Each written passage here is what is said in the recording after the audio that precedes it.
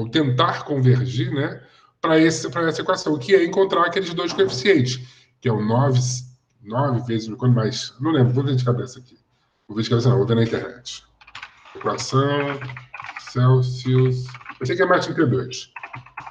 Fahrenheit. Escrever Fahrenheit que é difícil. F menos 32, C igual a 5 sobre 9, F menos 32.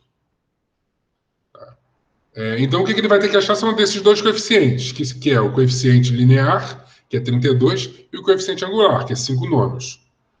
Então, o que, na verdade, a inteligência artificial vai estar fazendo é encontrar esses dois coeficientes. E é interessante ver esse modelo convergindo, encontrando esses dois valores, que é o que a gente vai chamar dentro da inteligência artificial de pesos, né? Que ele vai convergindo para esse valor. E fica perfeito. Ele não chega em 5 nonos, mas chega em 4,999999 sobre 8,8999 menos 32,00012. Porque ele nunca chega lá, é porque existe o ruído também do dado. Quando você está medindo temperaturas reais, está coletando dados reais, você não só está coletando a informação, mas está coletando também o ruído daquela informação. Então, o que se estuda muito em inteligência artificial é interpretação de dados, identificação de ruído, né, saber como filtrar ruído e etc. Às vezes o ruído é bom, também faz parte do dado, porque ele representa informação que você desconhece. E você vê esse modelo convergindo, para mim, até hoje, foi a forma mais didática de mostrar o que significa um peso de uma máquina qualquer, né? Uma máquina de Boltzmann, de um Perceptron, de qualquer um desses. É interessante ver como, muitas vezes, eu acho que a aplicação mais interessante dos modelos de inteligência artificial é você justamente, como você falou, descobrir a relação entre os dados, né? Ou seja, você não conhece a equação, o fenômeno que rege eles, mas aí o teu modelo de inteligência artificial te dá essa equação. Isso é muito interessante mesmo. Exato. Igor, já temos aqui o quórum completo, né, dos alunos, então vou deixar a palavra contigo e você pode começar a aula. Tá bom. Um abraço, boa aula. Valeu, obrigadão. A gente fez uma digressão sobre inteligência artificial aqui. Depois tem um spoiler aí, o Vitor depois dá um spoiler aí sobre isso. Então tá bom. Então na última aula eu percebi que nas duas últimas aulas eu passei um link para vocês que apontava lá para o meu material. E percebi que o meu material no GitHub teve um bug, sabe, de ontem para hoje, não no meu material, no GitHub. Eu vou mostrar para vocês aqui o browser, tá? Que ele não está aparecendo mais, está ficando pretinho aqui. Aí você manda ver em RAW, você vê o código-fonte, né? Que não é muito bom para ler. Até ontem estava funcionando direito, ontem. Hoje parou de funcionar. Então tem uma alternativa para isso. Então vou mostrar a alternativa. Primeiro eu vou explicar o que é isso. Quando a gente está fazendo programas aqui em Python, no nosso ambiente, a gente está escrevendo um programa .py, né? Que é o código Python da forma mais pura. É o código em Python mesmo. Da mesma forma, você tem código em Fortran, código em Pascal, código em C, você tem o código Python. Que é um conjunto de instruções Python em sequência que você vai e você passa para o interpretador Python para ele rodar. Só que criaram, o pessoal aí do Python mesmo, do Scientific Python, eles criaram uma forma mais orgânica de escrever código em Python, que é chamado Notebook, né, que é um caderno de anotações. A grande sacada do Notebook é que você consegue escrever dentro dele não só código em Python, mas também texto. E você pode, inclusive, escrever em LaTeX. Você escreve em LaTeX, coloca um pouco de código Python, mais um pouquinho de LaTeX. Então, isso ajuda você a criar códigos com documentação mais facilitados. Então, esse notebook ele é muito utilizado em prototipagem, utilizado também quando você quer documentar ou comunicar algum tipo de tecnologia que você utilizou. Ele tem essa função. Às vezes, se ele escrever um proto-artigo, fica bom no notebook. Mas ele não serve para rodar código em Python pesado. Definitivamente não serve. Tá? Uma questões de usabilidade mesmo. O GitHub, ele tinha ou tem, não está funcionando, a opção de exibir os notebooks dentro dele. Alguém não sabe o que é GitHub? Quem não sabe, por favor, me avisa aí que eu explico. Tá? Todo mundo sabe o que é GitHub. Você não sabe, então eu vou explicar o que é o GitHub. Beleza, então eu vou explicar o que é o GitHub. GitHub é um site, vou entrar aqui no site. Ok? GitHub. É um site de publicação de material, de código, de compartilhamento de código. Você pode criar dentro do GitHub repositórios, onde são coisas suas, onde você pode compartilhar ou não. Você pode compartilhar, coloca público ou você coloca privado. Por exemplo, eu tenho coisas privadas aqui, que estão esses cadeadinhos aqui, né? Isso aqui é de um jogo que eu estou fazendo, tal. E isso aqui é de um código-fonte em C, uma biblioteca que eu estou escrevendo, alguns estudos. E você também pode colocar coisas públicas para as pessoas acessar. Por exemplo, muito programa de computador hoje na internet ele é distribuído e compartilhado via o GitHub. E além disso, o GitHub ele é baseado em uma tecnologia chamada Git, né, que não tem tradução, que ele é uma ferramenta de controle de versão. O que seria isso? Imagina que você queira escrever um programa e esse programa vai mudando com o tempo, né? Ele vai evoluindo. Então, esse programa mantém o registro dessa evolução. E ele não só mantém o registro dessa evolução, como ele permite que múltiplas pessoas compartilhem esse código e vão evoluindo ele com o tempo, múltiplas pessoas. Então, é uma forma de você ter um controle de versão e de repositório entre múltiplas pessoas. Então, ele é muito utilizado pelo pessoal de software livre, que permite com que todo mundo desenvolva o mesmo software simultaneamente. Tá? Então, o GitHub, na verdade, o que ele é um site que implementa essa tecnologia de Git, né, e coloca num formato web bonitinho. Ok? Então, é interessante todo mundo aí que quiser entrar para esse mundo de código, programação, compartilhamento de dados, conhecer o GitHub. Não só para compartilhar, mas ainda para ter acesso a essa tecnologia. Depois vocês criam uma conta no site, não precisa criar agora não, fique à vontade. Vamos criar depois. Então, aqui, por exemplo, é uma máquina de Boltzmann, que é inteligência artificial. Está aqui Jupyter Notebook, mas não é C, que eu estou fazendo com outro pesquisador. Tem um trabalho que eu estava fazendo com o Vitor aí, está aqui, está meio parado. Culpa minha, não é dele, não. Corronen, aqui. Tem outro de geofísica aqui. Alguns são privados. Então, meus repositórios, se eu for aqui em Igor Morgado aqui, eles têm acesso aos meus repositórios públicos. Por exemplo, teste de fenômeno de onda, que é uma coisa de geofísica e tal. A simulação numérica também. E tem o curso de Introdução ao Python. Então, está aqui, GitHub, Introdução ao Python. Aqui está o curso. Então, aqui estão as aulas, clicando em aulas. Então, aqui são algumas das aulas, né?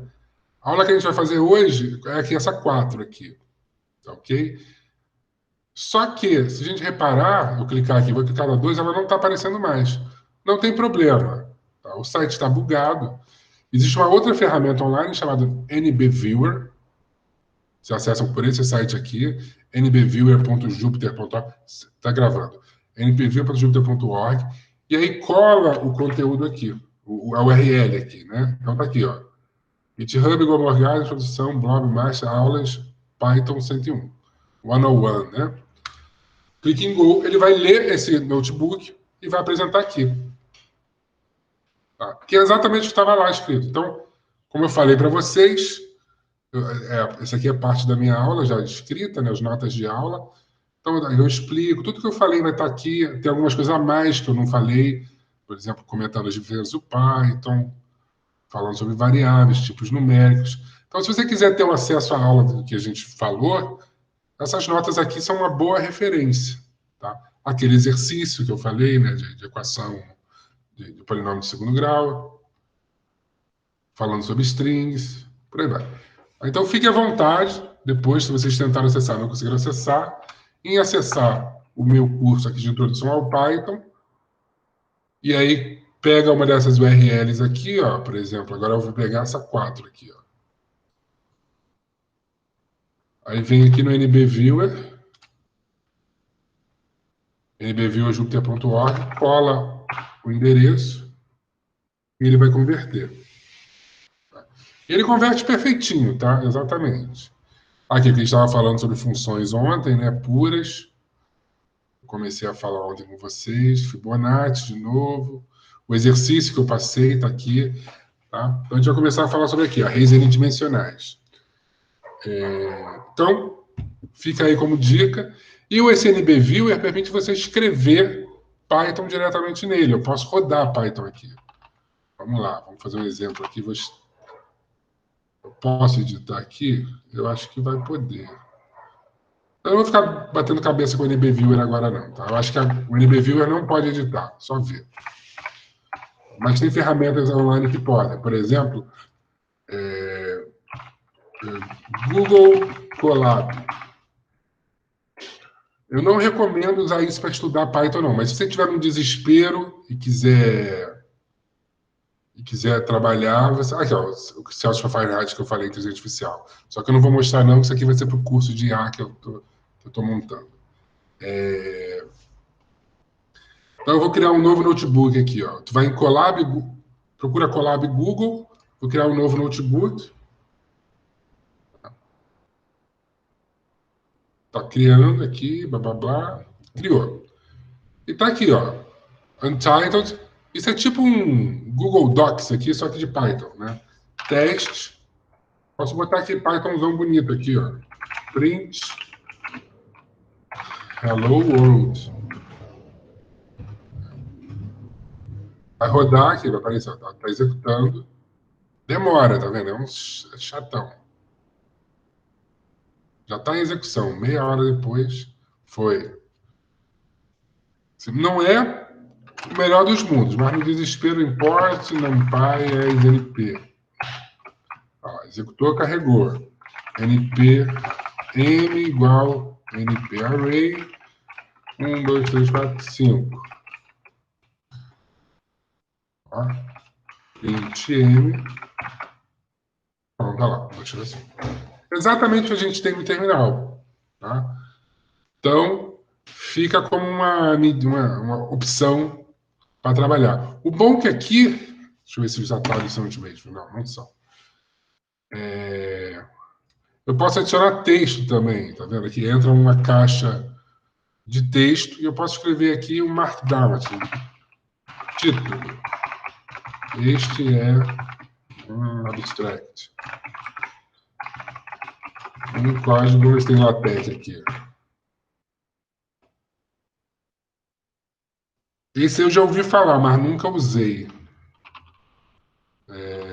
Vamos ver aqui.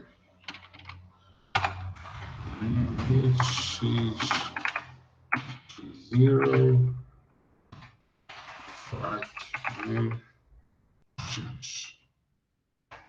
Vamos ver se fica. Ah lá. E além disso, ele faz o LaTeX bonitinho. Escrevi o LaTeX errado, hein? Feio.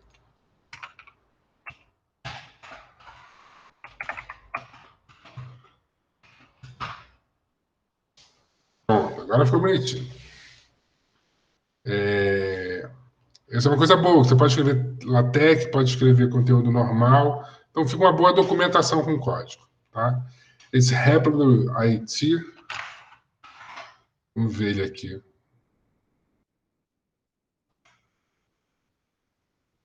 Ele ainda tem várias linguagens, esse Repl IT. Start Coding. Python. Você.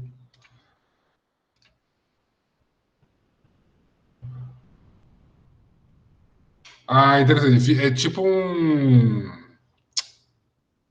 Spider, né? Entendi. É tipo um Spider ele. Você tem que ter o console aqui do lado. Bem parecido de como eu uso, né, no VI.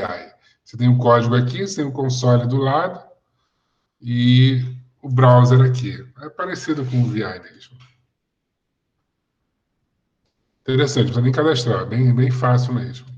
Então é outra alternativa aí. A diferença é que esses programas aqui eles não vão ter o poder computacional aqui vai ser bem limitado. Por exemplo, lá no Google, se você fizer qualquer coisa um pouquinho mais pesada, ele já fala, não tem recurso para você. Então não dá para rodar modelos minimamente complexos lá. Aqui eu não sei como é que é. Provavelmente eles devem ter planos pagos.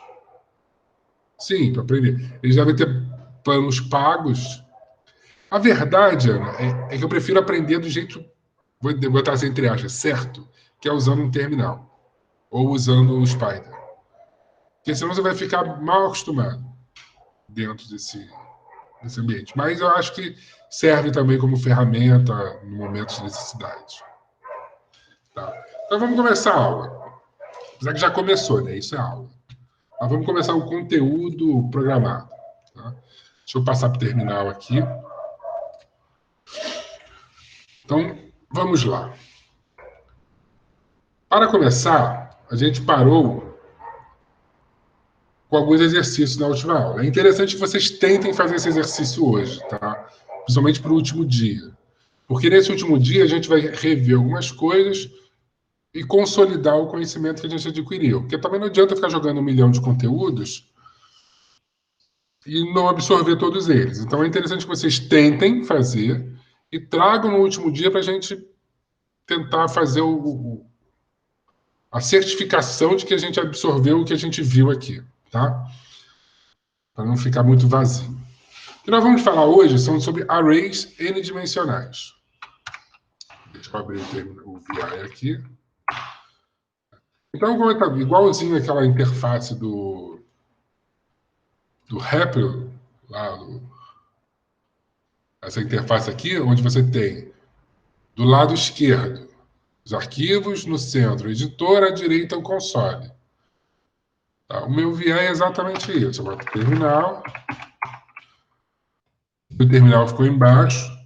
Eu passo o terminal para o lado, que eu gosto do lado, está aqui. Aí, e o navegador de arquivo? Quando eu aperto menos, ele aparece para mim aqui. É uma coisa linda. Vou em curso, vou botar aqui dia 4, pai, e está lá. Ó, perfeito. Então, vamos começar aqui no dia 4. Então, vamos falar sobre arrays n-dimensionais. O que a gente viu até agora, deixa eu abrir o IPython aqui,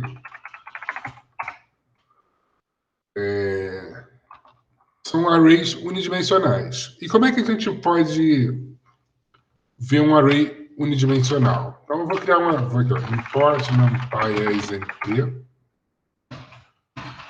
jogo para o lado, m igual números, igual np.arrange. Vamos criar direto. M igual np array, 1, 2, 3, 4, 5.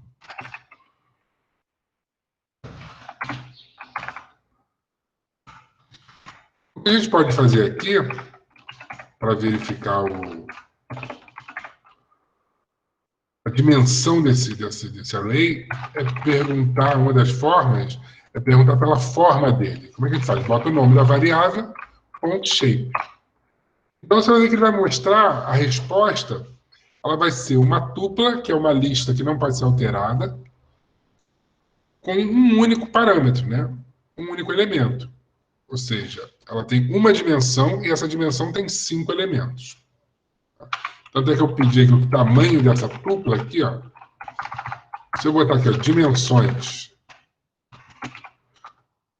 vou jogar para uma variável, dimensions. Pedir o type dela vai ser tupla. É como uma lista, só que eu não posso alterar. Tá? Então, se eu pedir o tamanho dessa dimensões, já ver que o tamanho dela vai ser 1. Ou seja, uma única dimensão. Aqui tem 2 dimensões, vai ter 2 como tamanho dessa tupla. 3 dimensões, o tamanho dela vai ser 3 e assim sucessivamente. Tá? Então, vamos ver. Deixa eu só abrir minha... Então, vamos criar um outro array aqui, um pouquinho maior, para a gente poder cortar ele bem. Vou chamar de meu array. Vou botar o número 24, porque ele é múltiplo, é um número bom para decompor em primos. Então, eu tenho o meu array. Vamos dar uma olhada nele, para verificar que eles são um número de 1 até 23, 0 até 23, ou seja, 24 elementos. Tá. O que nós vamos fazer agora? Primeira coisa que eu vou verificar é o formato dele. Ele tem 24 elementos, de fato, como a gente esperou, em uma única dimensão. Então, eu vou redimensionar ele, usando um comando, um método aqui no array chamado reshape. O que o método reshape faz? Ele vai mudar, vai remoldar esse array. Então, eu vou querer dividir ele em duas dimensões e um array de 2 por 12. Atualmente, a gente tem, como se pode pensar, uma matriz ou um vetor, né, de 1 por 24. Agora eu vou fazer um de 2 por 12. Tá? Repara que agora ele quebrou esse array em 2. Tá? Como é que a gente sabe que ele está em duas dimensões? Repara que tem um colchete aqui. Né? 2 colchetes. Então, você tem um colchete, tem mais 2 colchetes. Então, a gente pode pensar nisso como uma estrutura da seguinte forma. Vamos tentar visualizar. O que é um array unidimensional? Você tem os números em sequência, assim. Por aí vai. Tá? Um array de duas dimensões, você vai esperar que seja algo... Vou fazer assim. Algo desse tipo aqui. Quebrado no meio. Onde agora você tem linhas e tem colunas. Você tem essa linha, esta linha, e essa coluna, essa coluna, essa coluna, essa coluna, e por aí vai. Tá? Da mesma forma que a gente desenha uma matriz matematicamente falando. Tá? Ela tem a estrutura numérica de uma matriz, não tem as propriedades da matriz, mas a estrutura numérica é de uma matriz. Tá? Então a gente remoldou, ou seja, a gente pegou aquela matriz vetor, né, mas é uma matriz de 1 por 24 e transformou ela numa matriz de 2 por 12. Tá? Então vamos fazer isso ali de novo para ficar oficial. Repara que quando eu dou esse reshape, ele não está, na verdade, modificando aquela matriz, ele está retornando uma cópia da matriz modificada. Eu posso ou colocar uma outra matriz, meu outro array, aí eu vou ter uma cópia, então eu tenho lá, o meu array shape é 24 por 1. O meu outro array shape é 2 por 2. Ele tem os mesmos valores? Tem os mesmos valores, mas está na mesma estrutura? Não é a mesma estrutura. Tá? E não é mais a mesma coisa, é uma cópia. Ou seja, a minha memória agora está ocupando dois espaços. Tem uma para um array e outra para o outro array. Eu posso, óbvio, modificar o tamanho desse array de novo. Eu posso mudar, por exemplo, para 6 por 4, que continua dando 24. Né? Reshape. Opa. 6 por 4. Aí fica uma matriz mais arrumadinha, né? Mais quadradinha. Não é uma matriz quadrada porque ela tem 6 por 4, não 5 por 5. Ou 6 por 6, ou 4 por 4. Reparem numa coisa. Quando eu faço um reshape na matriz, eu não mudo os valores da matriz. E nem a quantidade de elementos. Eu mudo a forma de observar essa matriz. Então, por consequência, o número de elementos não pode mudar. Eu não posso fazer, por exemplo, um reshape da matriz que tem 24 elementos em 6 por 2. Porque 6 por 2 dariam 12 elementos. Inclusive, ele vai reclamar. Tá? Ele não pode fazer uma modificação de uma matriz de 24 no formato 6 por 2. Tá? Tenho que manter a quantidade de elementos invariável. Perfeito? E eu posso colocar mais dimensões aí. Por exemplo, eu posso colocar na matriz 24, eu posso colocar uma matriz 2 por 3 por 4. Ela tem duas dimensões numa direção, três elementos na outra dimensão e 4 elementos na outra dimensão. Ou seja, agora virou uma matriz tridimensional, que deixa de ser uma matriz, né? Passa a ser um tensor. Tá? E como o computador não tem como exibir na tela, é impossível exibir na tela, de forma fácil, uma matriz tridimensional, né, o que ela faz, na verdade, é colocar duas matrizes bidimensionais, uma sobre a outra. Tá? Então, você vê aqui uma matriz bidimensional, outra matriz bidimensional aqui. E no 4 dimensões, vai fazer a mesma coisa, é recursivo. Só que começa a ficar muito difícil de ler, né? Vou botar aqui, só para a gente ver a título de diversão. 2 por 3 por 2 por 2. Então vai ficar duas matrizes, vamos lá, duas matrizes não, dois tensores tridimensionais, né, 3 dimensões, com faces de 2 por 2.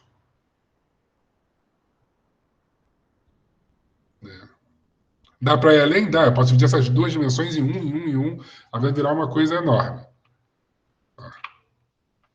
Então, espero que todo mundo tenha entendido.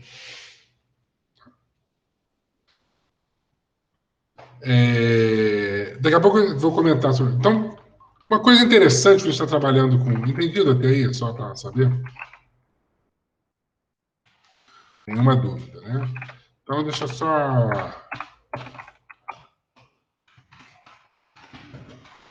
Então, gente, tudo que eu estou escrevendo, tudo não, mas a maior parte do que eu estou escrevendo aqui tem naquele material meu que está online. Então, se vocês quiserem como referência, acesse aquele material lá. Tá? Eu vou mandar de novo o link para vocês hoje, tá? Através do pessoal do capítulo. Então, vocês fiquem tendo isso como referência. Eu vou mandar esses arquivos também, mas a maior referência é o material. O que a gente pode fazer aqui também, e a gente usa muito isso para fins de teste, é criar matrizes aleatórias. Muitas vezes você quer alimentar uma fonte de dados, você quer usar matrizes aleatórias. O NumPy, ele tem uma ferramenta de aleatoriedade chamada Random, que pode gerar tanto números aleatórios inteiros quanto números aleatórios flutuantes. Então, vamos começar primeiro com os flutuantes, tá? Então, NP Random Rand. Ele vai gerar uma quantidade de números aleatórios e eu vou dizer quanto eu quero que ele gere. Por exemplo, eu quero que ele gere 12. Tá? Então, quando eu mandar executar, ele vai executar para mim e gerar 12 números aleatórios. Tá? E é óbvio que eu posso colocar isso numa variável, né? Meus range. E tá lá, coloquei na variável.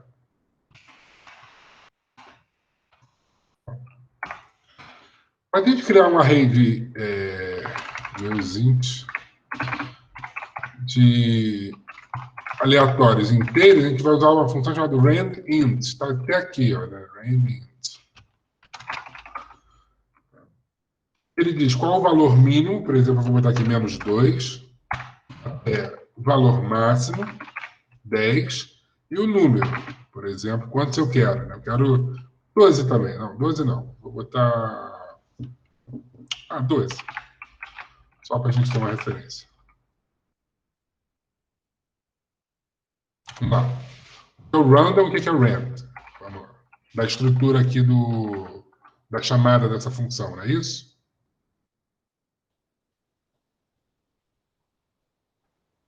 Ok. NP, você já sabe o que que é o namespace. NP é o namespace. O random é um subnamespace. Dentro do NumPy existe uma biblioteca, uma subbiblioteca chamada random, que ela é especializada em funções de números aleatórios. E rand é o nome da função. Então, para a gente manter, como o Python ele adota a ideia de namespaces, você, para acessar a função rand, que está dentro da biblioteca random, que está dentro da biblioteca NumPy, você tem que usar o nome completo dela. Como se fosse chamar a pessoa pelo nome, né? João da Silva Augusto. Aí é o que a gente está fazendo. Perfeito? Teria como eu chamar direto a rand, sem precisar de np random? Tem. Como? From np random import rand. Então, a partir que se eu fizer isso dessa forma, eu vou estar importando dessa biblioteca np random somente a função rand. Né? E eu posso chamar as duas também, randint. Então, se eu executar, vamos só para a gente ver aqui. Se eu digitar rand aqui agora, não vai funcionar. Vai falar que não está definido. Mas no momento que eu... Calma aí. Não importei NumPy ali.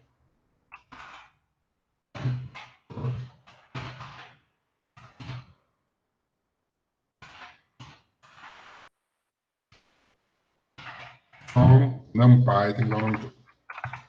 NumPy. Random import range 20. Tá?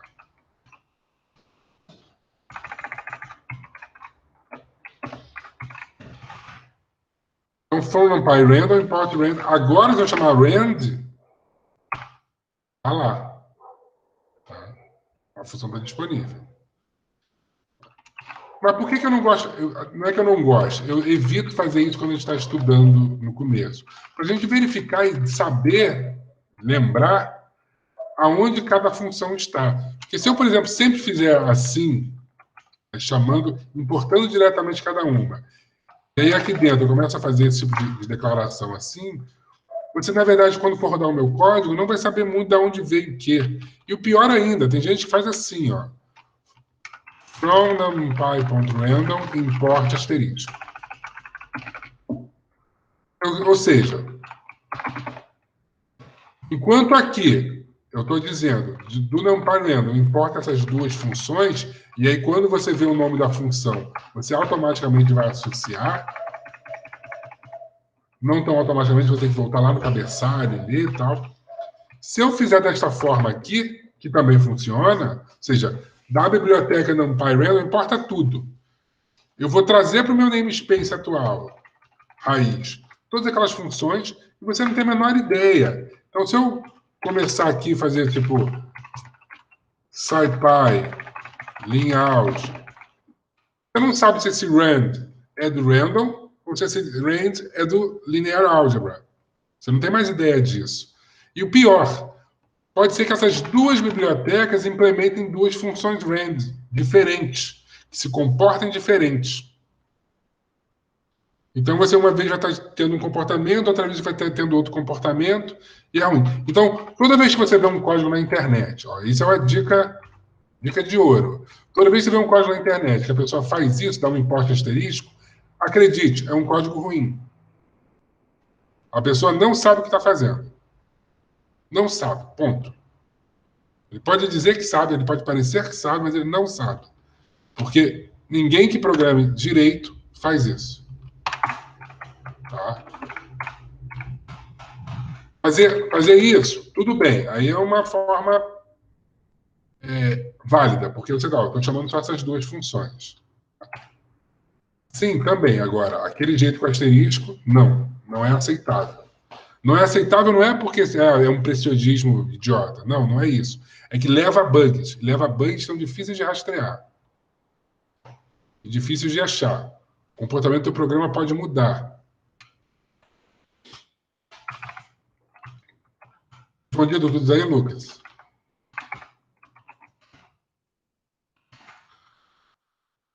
Beleza. Então eu vou... Eu não gosto muito de, como eu falei, quando eu estou aprendendo, né, ou ensinando, usar isso, porque eu quero que a pessoa saiba de onde está vindo cada função e veja.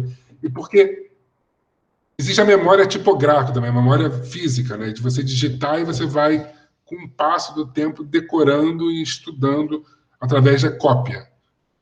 Primeiro a gente copia e depois a gente cria. Então, quando vocês forem estudar na internet e ver um código que você quer reproduzir para ver como é que ele funciona, não copie e cola. Digita linha por linha. Ah, mas é mó trabalhão. Dá. Digita em linha por linha. É necessário, não é preciosismo também. Porque por duas razões. Primeiro, você tem que saber o tempo que demora a digitar cada coisa para criar aquele conteúdo, né? aquela informação. Não é só ver funcionando. Segundo, que isso vai gerar erros. E é importante os erros, porque vai fazer com que você preste atenção onde estão os problemas, que tipo de detalhes podem surgir da digitação incorreta, que vai acontecer no seu código quando você cria. E o terceiro, para gerar uma memória muscular visual. E porque é só através do trabalho repetitivo que a nossa criatividade começa a pensar em formas mais inteligentes de fazer alguma coisa. Nossa, isso dá um trabalhão, deixa eu pensar numa forma mais inteligente. E aí sua cabeça vai começar a pensar nisso. Não vai te dar uma preguiça, porque toda vez que você tiver que escrever o código do zero, inventar o código, você é obrigado a escrever. que você está inventando. E aí você vai ficar com preguiça de escrever. Porque, dá muito trabalho, é muito grande. São 200 linhas. 200 linhas é um código que a gente faz de teste, normalmente. Tá? Mas vamos voltar. Então, na geração de números aleatórios, random, vê-se que eu passei o 12 aqui como parâmetro. Né? Aqui também, o terceiro parâmetro. Eu posso passar um array também. Por exemplo, vou passar um outro array aqui. Em vez de passar 12, eu vou passar 3,4. Aí vai ficar 12 também, não quero 3,4. 5,5, vai ficar uma matriz quadrada. Agora, meus inteiros vão ser uma matriz quadrada, 5 por 5, começando de valores que vão até menos 2 até 10. Não incluso 10, tá? O 10 não entra. Perfeito? Uma função que é bastante prática e que a gente vai usar quando está fazendo, por exemplo, inteligência artificial, é a função identidade, que por uma questão de copiar o MATLAB, eles usaram o NPI, né? Que é a matriz diagonal unitária. Então, o NPI, você passa um valor e ela vai criar uma matriz quadrada com aquelas dimensões. Então, por exemplo, está aqui. Repare que sempre não, mas quando, na maior parte dos casos, o NumPy ele vai criar matrizes que são de ponto flutuante, 64 bits. Tá? Eu vou botar aqui ident.dtype, né? O padrão é criar flutuante 64 bits no ambiente Linux 64 bits. No Windows, aí pode ser que vocês tenham outra resposta.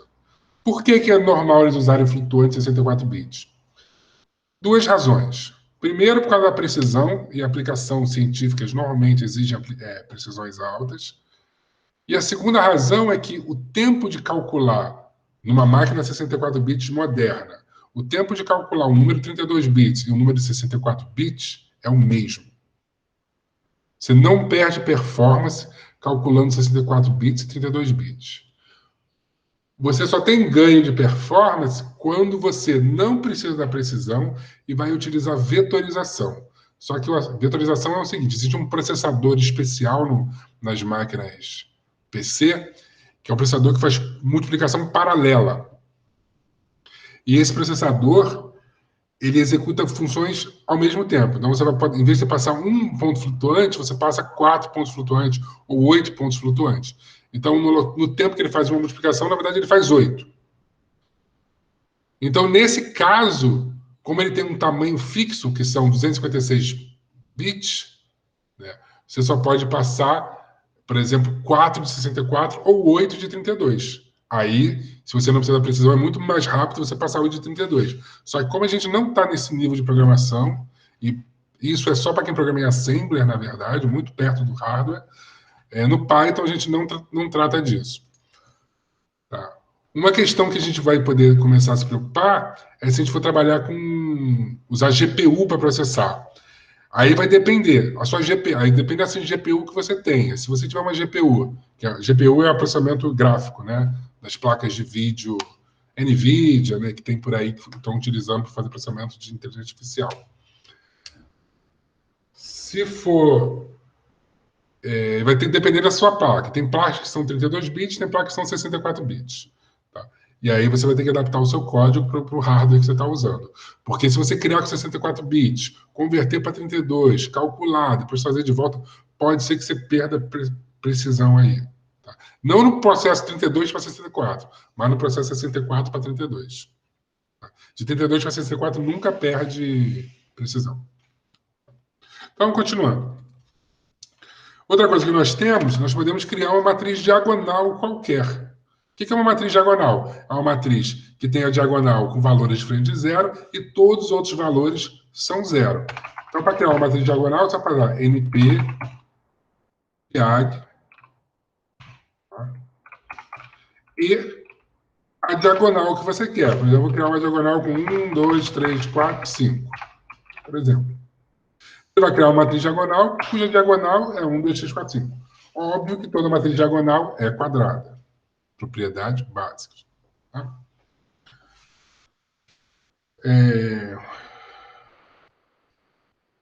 Então, outra coisa que a gente pode fazer é uma matriz de Toeplitz. O que é uma matriz de Toeplitz? É uma matriz cujas diagonais são não zero e que ela tem uma largura, que eles chamam de skewness, né? Uma banda, ou seja, a diagonal superior e a diagonal inferior, a diagonal acima da diagonal principal e a diagonal abaixo da diagonal principal, elas também não são zeros. Como é que a gente vai criar uma matriz de Toeplitz? Aí é um pouquinho sofisticado. Vamos aprender como faz. Tá? Então, primeiro, a matriz de Toeplitz ele tem uma diagonal não nula. Então, vou começar com uma matriz diagonal com identidade. Tá? Aí, digamos que a gente queira que essa matriz seja abaixo da diagonal principal, que tem uns, que eu resolvi criar como uns, eu quero que ela tenha uma sequência de números 2 para cima. Aí eu vou botar lá, mais np.diag. Aí eu vou passar aqui, ó, 2, 2, 2, 2. Eu passo o skewness, que é o deslocamento dela. Então eu vou botar o deslocamento 1. Ou seja, vai ser uma diagonal com 2 na parte de cima. V positivo. Positivo para cima. Vamos dar uma olhada nela. Olha lá. Então agora a matriz ela ficou diagonal com 1 e 2 aqui em cima. Agora eu quero na diagonal inferior dela, sei lá, vamos pensar 1, 2, 3, 4. Aqui se nome é de Toeplitz, que a de Toeplitz ele tem que ser os mesmos valores, tá? Então vamos fazer uma de Toeplitz autêntica. Então bota 3, 3, 3, 3, igual ao exemplo que eu tenho. K igual a menos 1. E agora o que ele fez aqui, ó? Deixa eu só...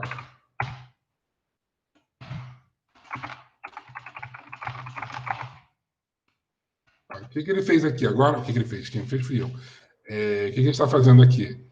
Ele já está na diagonal de baixo os valores 3, 3, 3, 3. Reparem só. Então, agora nós temos uma matriz diagonal, cuja diagonal principal é 1, a diagonal superior aqui da principal é 2, e a inferior é 3.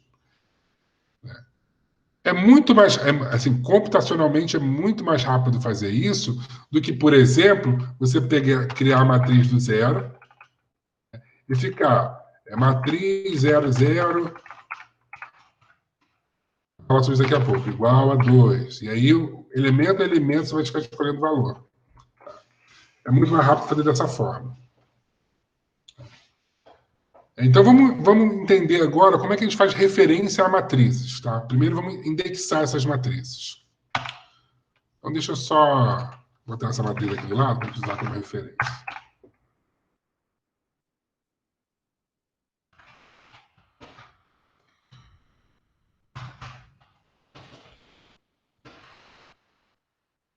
Já uma pergunta.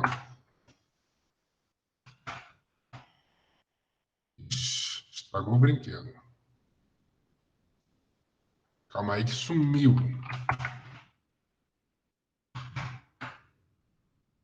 Sumiu o terminal.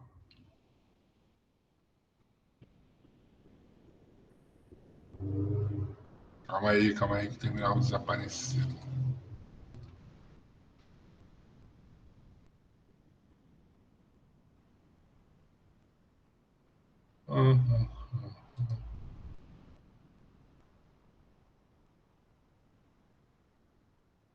Droga.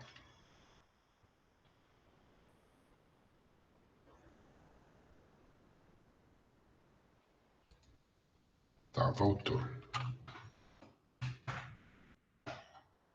Pronto. Fica muito pequenininho assim, para ler? Me digam aí. Alguém não consegue ver? Tá tudo ótimo. Tá ok, então. E para ficar um pouquinho maior, um pouquinho, muito espaço para trabalhar aqui. Não esteja com espaço. Para mim tá bom, mas eu não gosto que fique sumindo a linha aqui na didática. Deixa eu ver quantas linhas nós temos aqui. 73. Ainda é pouco, mas tá bom. Acontece, quando você está escrevendo um código, é interessante você evitar passar de 80 colunas. Não é que não possa, pode, mas evitar passar muito comprido o seu código. Por quê? Senão a pessoa tem que ficar andando verticalmente, horizontalmente na tela para ver teu código. Isso não é agradável e dá trabalho. Então, a ideal, como as telas hoje em dia são grandes, é trabalhar com código que varia entre 80 colunas, se possível, até no máximo 120 colunas. Nunca passar de 120 colunas. Tá? Então, o ideal é 80, aceitável 100, nunca maior de 120. Existem alguns ambientes de produção, sei lá, você vai trabalhar numa empresa, desenvolvendo, fazendo pesquisa. E eles têm normas, falam, você não pode fazer código com mais de 80 colunas. Não pode fazer código com mais de 120 colunas. É proibido. Se você passar de 120 colunas, seu código não é aceito nos padrões de qualidade da empresa. No Python é difícil se manter abaixo de 80 por duas razões. Primeiro que o Python usa espaçamento para indentação, né, para separação de bloco. O segundo é por essa uma questão de namespaces aqui. É muito difícil você, usando namespaces completos, você não passar de 80 colunas quando você tem 2 comandos ou 3 na mesma linha. Aconteceu aqui embaixo. Então, ao invés de você ficar querendo inventar mutretas para diminuir o tamanho da sua coluna, é mais fácil a gente tolerar uma coluna um pouquinho maior, visto que hoje em dia todo mundo tem uma telazinha widescreen, né? Antigamente isso não era verdade, quase ninguém tinha uma tela widescreen. Então vamos ver como é que a gente faz referências à matriz multidimensional. Na matriz unidimensional, a gente viu, tá? Aqui, a Toeplitz, não temos ela. Você usa a matriz Toeplitz. A gente viu antes que para fazer uma referência a um elemento, nós utilizávamos aquele indexador. Que seria o quê? Os colchetes, né? Os parênteses quadrados, um número aqui. Agora, isso não vai funcionar dessa forma. Você tem duas dimensões. Então, quando você faz a referência ao colchete quadrado, você está pegando somente a referência do primeiro elemento da primeira dimensão. E o que é numa matriz quadrada, numa matriz normal, né, de bidimensional, o que é o primeiro elemento da primeira dimensão? É uma linha. Tá? Então, quando eu pegar aqui e fizer o primeiro elemento, ele vai retornar a linha inteira para mim. Perfeito? Isso é muito importante. Essa parte é traiçoeira, então preste atenção. Vai ficando mais difícil com o passar do tempo aqui. Se eu quiser pegar agora o elemento da segunda dimensão, o que eu vou fazer? Eu vou fazer assim? Não vou fazer assim. Isso é errado. Quem faz assim está fazendo errado. Funciona às vezes, mas não é o correto. Eu passo, na verdade, eu vou passar uma tupla. Tá? Que vai ser o primeiro elemento da primeira dimensão, o elemento da primeira dimensão, depois uma vírgula, o elemento da segunda dimensão, depois uma vírgula, o elemento da terceira dimensão, e quantas dimensões você tiver. Então, como eu tenho só duas dimensões, eu estou falando o seguinte aqui, eu quero o primeiro elemento da primeira dimensão, que é a linha, e o segundo elemento da segunda dimensão, que no caso é a coluna, o terceiro elemento. Então, ele vai retornar primeira linha, isso aqui, segunda coluna, o zero. Eu vou mudar para botar o 1 aqui para aparecer o 2, porque o zero você não vai saber qual dos zeros que ele é, né? Então eu quero que apareça esse 2 aqui, então. Tá lá, 2.0. Perfeito? Então, e se eu quisesse aparecer o 3 aqui? Esse 3 aqui, né? Especificamente esse 3. Eu vou fazer o quê? Eu vou fazer referência ao segundo elemento da primeira dimensão, que é a terceira linha, e ao segundo elemento da primeira dimensão. A segunda dimensão. Trava-língua, esse aqui é o 3. Tá? E vai retornar o 3. Para garantir que eu estou falando daquele 3, eu vou fazer o seguinte, eu vou mudar o valor dele, vou botar 5.5. Mudamos o valor deste 3 aqui. Então, essa diagonal aqui, isso aqui vai virar 5,5. Vamos ver? Olha lá, 5,5. Perfeito? Vai ficar mais complicado, não se preocupe. Tá? Então, em geral, para você fazer um acesso a uma matriz, a um array n-dimensional, você coloca o nome do array, e aí você vai botar o elemento da primeira dimensão, o elemento da segunda dimensão, o elemento da terceira dimensão, até o elemento da enésima dimensão. Claro que ele nunca pode ser maior do que o número de dimensões que você tem. Se você tentar indexar um array, se você tentar indexar um array além da dimensão existente, ele vai falar que está array out of bounds. Many ints for array. Out of bounds. Ou seja, então tem muitos. Esse array aqui tem muitos índices. Out of bounds, eu vou botar 7 aqui. Out of bounds. Ou seja, você foi além do limite para o eixo 1. Não tem 7 elementos. Ele, inclusive, até diz: olha, tem 5 elementos. 7 não dá. Então, você no máximo. Qual é o número que eu posso botar no máximo aqui? Qual é o índice máximo que eu posso botar num array de 5 elementos? Escrevam aí para mim, por favor.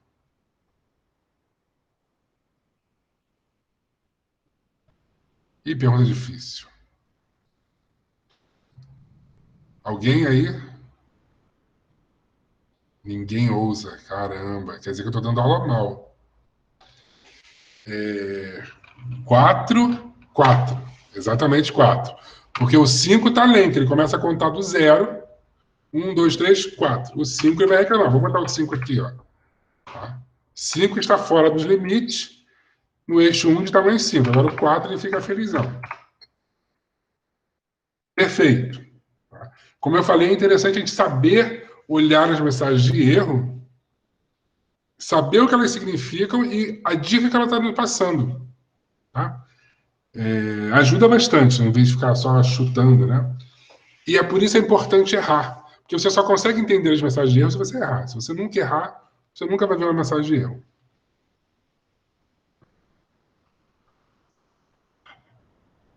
Então, vamos lá.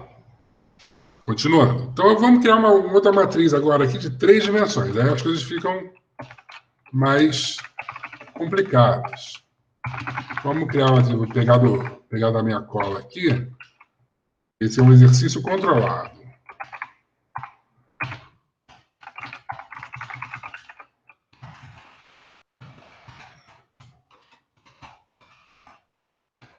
O que eu estou fazendo aqui? Vamos olhar. Botei N para botar N.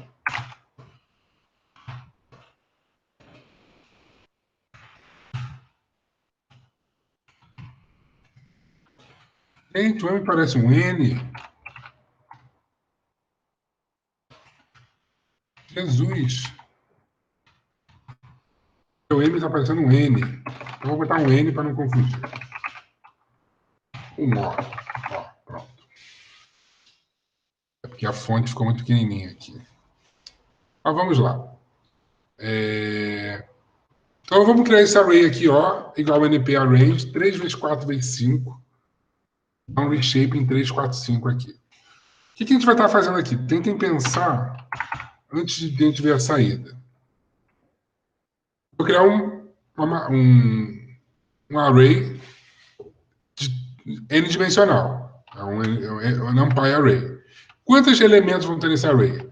3 vezes 4 vezes 5. 2 vezes 5, 60. Quais vão ser as dimensões desse array?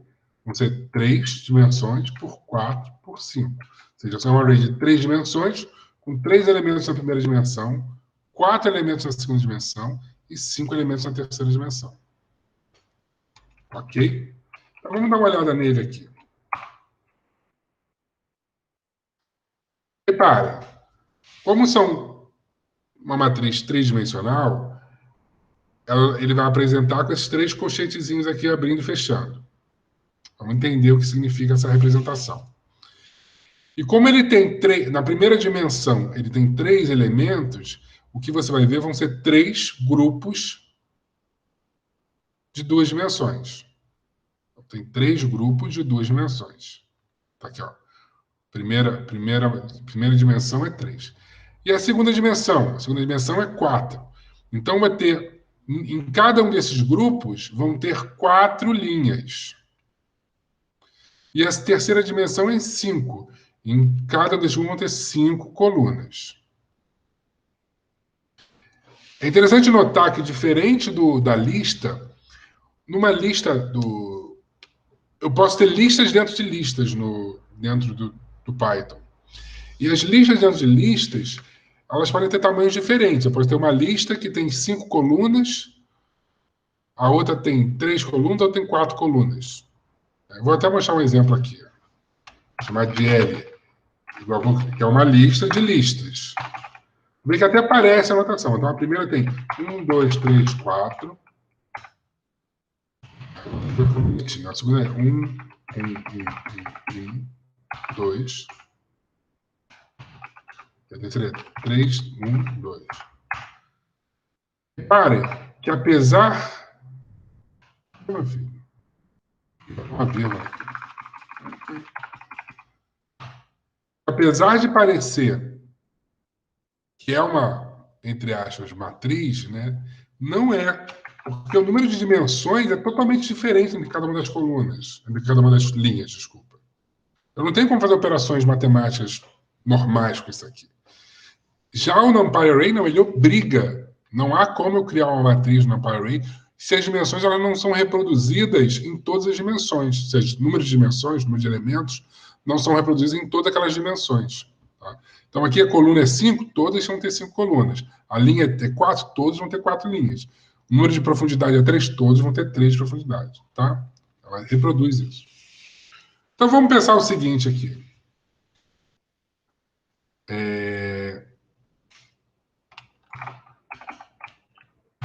Qual é o nome da matriz ali? A matriz é O, né? Se eu pedir para exibir, por exemplo, o primeiro elemento da matriz O, o que a gente vai ver? O que vocês acham que a gente vai ver? A gente pode ver uma coluna, a gente pode ver uma linha, a gente pode ver uma matriz bidimensional, a gente pode ver um elemento. O que vocês acham que vai ser? Pode ser exibir só o zero, por exemplo, aqui, ou essa coluna toda aqui, ou essa linha aqui toda, ou esse elemento aqui todo. Ou alguma outra coisa, né? Mas eu não consigo pensar em que outra coisa pode ser. O que vocês acham? Pensem aí. Vamos ver. Tá. Como ele está pegando o primeiro elemento da primeira dimensão, ele vai pegar exatamente a primeira matriz. Exatamente, a primeira matriz. Ou seja, a primeira dimensão vai ser o conjunto todo aqui. É o englobadão. Né? Ou seja, um primeiro elemento da primeira dimensão são todos os elementos das outras 2 dimensões que ela possui. Então, uma coisa interessante a gente ver é o seguinte. Lembra que eu falei que para representar um elemento aqui, eu vou colocar o elemento da primeira dimensão, o elemento da segunda dimensão e da terceira dimensão? Existe um apelido que a gente pode chamar que é 2 pontos aqui, que a gente já viu em outro lugar, mas nas listas. E o que esse 2 pontos ele significa? Significa a faixa inteira, ou seja, do primeiro elemento ao último elemento. Então, o que esse comando que eu acabei de escrever aqui vai fazer é exatamente a mesma coisa do que a gente fez antes. Tá? Ou seja, ele está mostrando. E isso é interessante como um mnemônico, para a gente lembrar o que está acontecendo quando a gente não coloca as outras dimensões. Então, ele está pegando o primeiro elemento da primeira dimensão, e depois ele está pegando todos os elementos da segunda dimensão e todos os elementos da terceira dimensão. E o que é a segunda dimensão? A segunda dimensão tem 4 elementos, então só pode ser essas 4 linhas aqui. E eu botei exatamente com números diferentes para a gente poder ser fácil visualizar. E todos os elementos da terceira dimensão. O que são a terceira dimensão? São 5 elementos. O que é 5 elementos? São as colunas. Então é sinônimo. Ah, entendi. Então, se eu quiser pegar desse tensor, se eu quiser pegar a primeira matriz, mas só as 2 primeiras linhas, como é que eu faço? Eu quero só as 2 primeiras linhas. A linha é qual dimensão? É a primeira dimensão, a segunda dimensão ou a terceira dimensão a linha?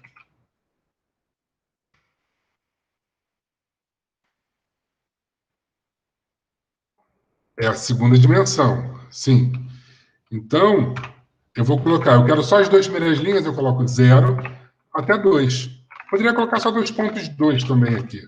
É do 0 ao 2 automaticamente. Vou botar do 0 ao 2. Então, eu vou pegar. E quantas colunas? Todas as colunas. Vamos exibir. 0, 1, 2, 3, 4, 5, 6, 7, 8 e 9. Ah, eu quero só pegar dessa aqui os penúltimo e antepenúltimas colunas. Ah, moleza. 3 e 5. Tá. Vamos exibir isso aqui, ó. 0, 1, 2. Opa, 2. 2. 0, 1, 2. 3 aqui. Tá? 4 menos 2, 2. Então é isso. Então ele vai pegar dessa matriz toda ali, ó. Vai pegar só aqueles 4 elementos. Então vamos ver a matriz O inteira e esse corte que a gente fez na matriz. Isso é um corte da matriz. A gente está pegando, da matriz não, do tensor. A gente está pegando esse tensor e cortando um pedacinho dele. Falando, estou pegando só esses grupinhos aqui. E isso, na verdade, ele não é uma cópia. E isso é interessante de pensar e é importante perceber isso. Ele não é uma cópia desse tensor. Ele é uma referência a esse tensor. Ou seja, o acesso está sendo feito aí, o que a gente poderia chamar por ponteiro, ou por referência. Não é uma cópia dessa informação. Isso é importante notar que isso faz com que a operação seja muito rápida. Tá? É uma cópia, é um acesso extremamente otimizado. Como funciona internamente não importa, mas para nós é bom saber que é por referência. Perfeito? Tá. Se eu quisesse pegar um único elemento, ao invés de colocar uma faixa, eu colocaria um único elemento. Vamos pegar aqui o 023. Quem é o 023 aqui? Não, 0 não, vamos olhar o 1. 1, 2, 3. Quem é o 1, 2, 3? 1 é, na primeira dimensão é o segundo elemento. Da segunda dimensão é o elemento 2, ou seja, a terceira coluna, a terceira linha. Ou seja, essa coluna 30, 31, 34. E da terceira dimensão, o quarto elemento. 30, 31, 32, 33. É esse 33 aqui, ó. Tá? Vamos lá? 33.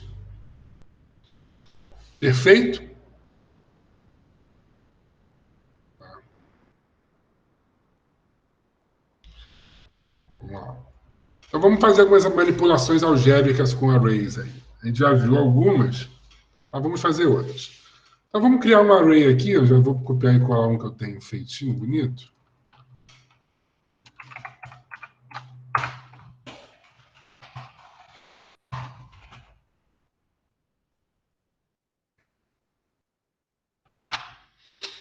Temos o array A aí.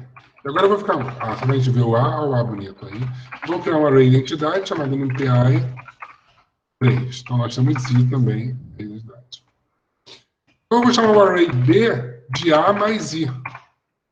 O que ele vai estar fazendo? Ele vai estar somando esse array I nesse array A. Isso aqui parece um pouco aquelas operações de alto valor e alto vetor. Né? E, na verdade, funcionam para isso. Tá? Então, vamos dar uma olhada no array B. Né? A menos I lambda, né? Essas coisas. Então, o vetor B é uma soma, né? Elemento a elemento, do array A do array I. Tá? Se eu multiplicar, como a gente já viu, por exemplo, A vezes B, um elemento a elemento. O interessante é que o A_B, da mesma forma que um vetor unidimensional, um array unidimensional era um produto interno, nas matrizes se transforma num produto matricial. Então, A_B é o produto matricial da matriz A com a matriz B. Então, se eu fizer, inclusive, A_I, vai dar identidade, vai dar o próprio A. O que aconteceu? Ó? Vamos ver uma coisa interessante aqui. O A é inteiro. O I é flutuante. Então, A_I também é flutuante. Vai fazer a transformação para o tipo mais abrangente possível. Tá? Perfeito até aí, gente? Então, nós vamos dar continuidade. Vamos falar sobre... Vamos voltar um pouco em matriz, vamos voltar um pouco, sair um pouco de NumPy e vamos voltar um pouco nas estruturas da linguagem Python, tá? Que eu gosto de dividir assim, entre estrutura básica do Python, um pouco numérico, um pouco de Python, um pouco numérico, para evitar ficar muito chato, só vendo linguagem, linguagem, linguagem, você vê nada de matemática e vice-versa. Tá? Então, o que a gente vai ver agora é o laço for. Tá? O que é? O laço for é um laço muito comum em linguagem de programação. Tá? Ele permite você fazer... For, em português, é para. Né? Então, ele permite você fazer uma execução de uma parte do código repetidas vezes, baseado num critério. Parece um pouco o while. O while, o critério está pré-estabelecido, enquanto no for, ele itera sobre os dados. Fica mais fácil mostrar. Vamos dar um exemplo aqui da estrutura do laço for. No laço for você tem a seguinte sintaxe: for, o nome da variável, em um iterável, que eu chamo aqui, iterável. Depois disso eu tenho o bloco a ser executado. Então, esse bloco a ser executado é o número... Eu posso ter N comandos aqui, né? Comando 1, comando 2, comando 3, e assim sucessivamente. Quando eu quero que o bloco acabe, é só eu sair daquele deslocamento para frente. Continua o código. Ou seja, ele vai executar esse código aqui, esse código marcado aqui, ele vai executar para cada elemento desse iterável aqui. O que é um iterável? Iterável é uma lista, vamos pensar dessa forma. Tá? Outras coisas podem ser iteráveis, mas inicialmente é uma lista. Então, o exemplo mais fácil que a gente tem para começar mostrando, eu vou mostrar um exemplo bem simples. Vamos escrever o código aqui.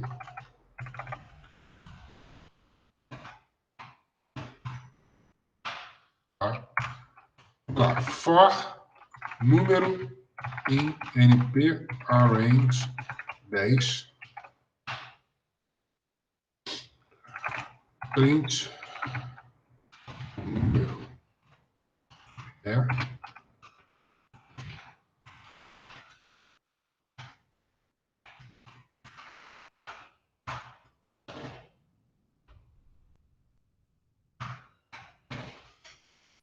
esse formato aqui que eu acabei de colocar ficou como um exercício para a aula do dia 2, que não sei se todo mundo leu.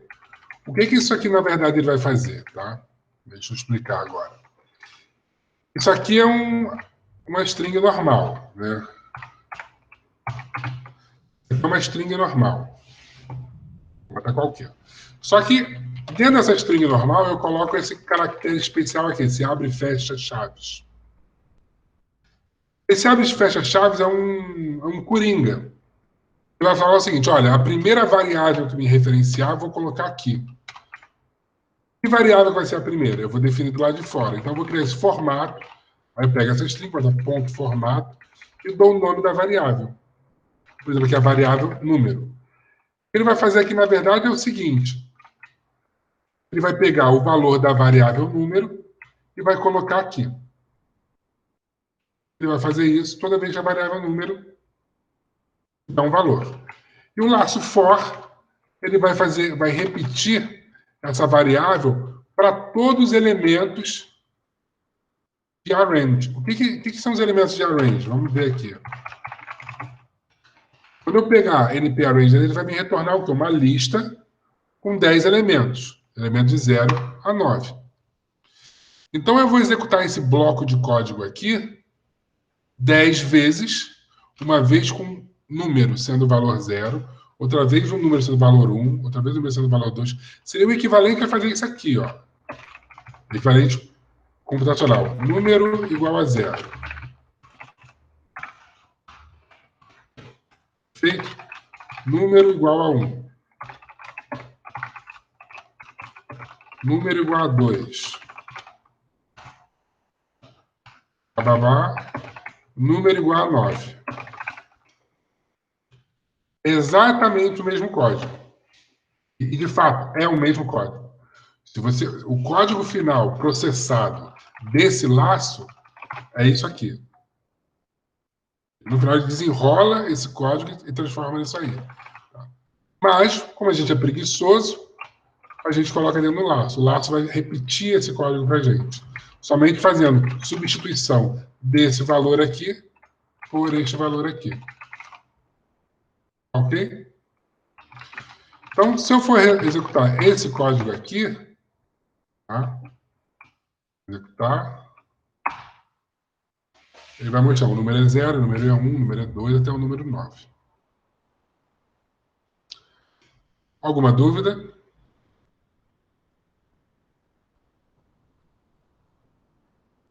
Não, nenhuma dúvida. Tá. E o que pode ser esse iterável que eu comentei aí? Esse iterável pode ser qualquer coisa que seja vista como uma lista. Por exemplo, coisa curiosa. For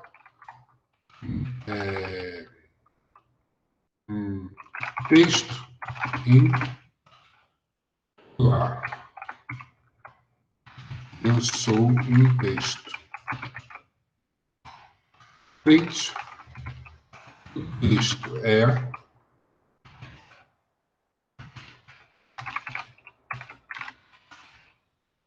Antes de eu apertar Enter, eu quero que vocês pensem no que vai sair daqui. Qual é o tipo de saída que esse código vai fornecer? Ele vai imprimir olá, eu sou um texto, pode ser, de uma vez só, numa linha só, ou vai imprimir olá, eu sou um texto, em cada linha, ou alguma outra coisa. Né?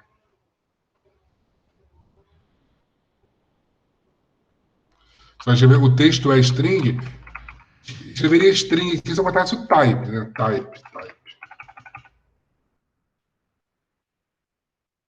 Aí seria string, str, né? Classe string.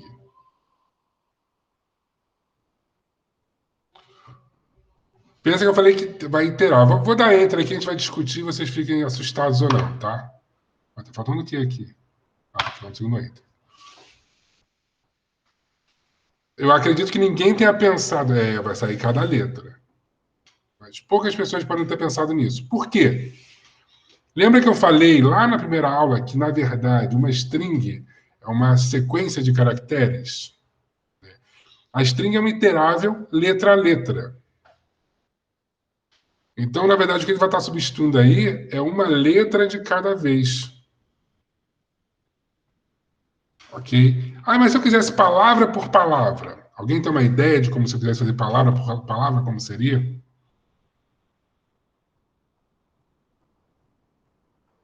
Ganhar uma estrelinha. 2 pontos na prova.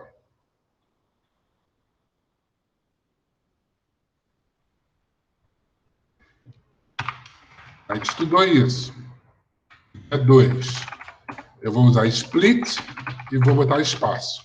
Ele vai fazer o seguinte, ele vai transformar essa string numa lista onde o primeiro elemento vai ser a primeira palavra, o segundo elemento separado por espaço, né? E por aí vai sucessivamente. Agora, vai lá. Olá, eu sou um texto.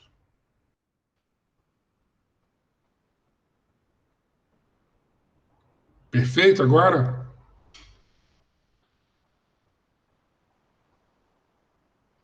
E se eu quisesse que saísse, olá, eu sou um texto.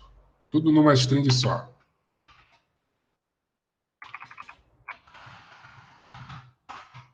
Eu faria isso.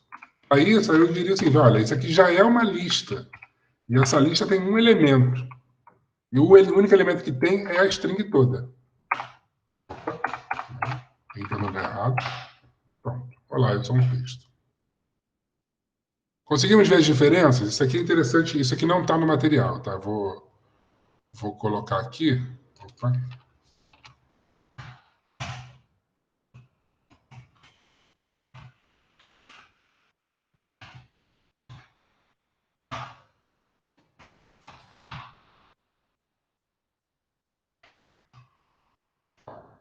Deixa eu ver de novo. Batei o shell. Force texto em lá, eu sou texto.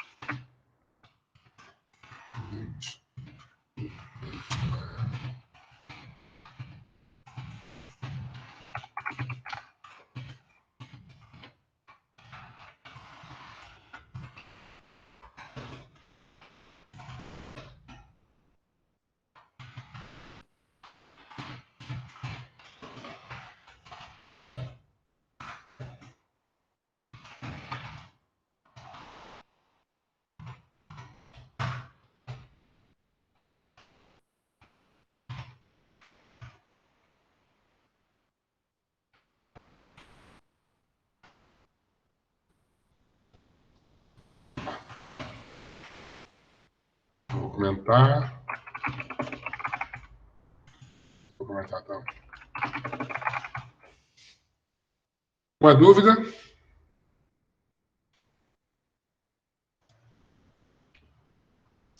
Vamos continuar nessa controle de fluxo. Eu vou criar, por exemplo, uma variável chamada dados. Tá? Vamos criar uns dados chamados... Vou copiar e colar ali, que isso aqui vai ficar... Vai dar menos trabalho. Isso é... Mas reparem, né? Vamos tentar entender essa estrutura aqui. Eu criei uma variável chamada dados. E ela contém uma lista de listas. Tá? Essa lista contém listas onde cada lista ela contém um nome, uma idade, por exemplo, e uma bebida de preferência. Né? Só tem alcoólatra aí. E eu vou fazer um programa, agora eu vou fazer ele escrever passo a passo, para vocês verem, e eu vou explicando por que eu vou estar fazendo dessa forma, que vai interpretar, ele vai ler essa lista de entrada. Isso é uma técnica muito utilizada para você processar dados tabulados. Tá? Então, vamos dar uma olhada. Então, eu criei os dados, eu vou escrever for nome, idade e bebida em dados. Vamos pensar nessa primeira linha. Eu estou fazendo um laço for que vai estar lendo os dados aqui, né? Lendo os dados. E esses dados é uma lista de listas. Só que ele só vai iterar sobre a primeira lista. Então, ele vai pegar primeiro Alice, 18 cachaça, Beto, 35, depois Beto, 35, por aí vai. Lista a lista. Vamos ver o que aconteceu aqui. For texto em dado. Reparem que texto aqui é um nome arbitrário. Eu posso botar L, né, de linha. Print L. Olha lá. Deixa eu botar um marcador aqui.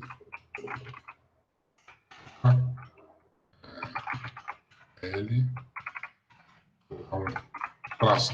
Aqui para a gente ver que ele está imprimindo linha a linha. Formato.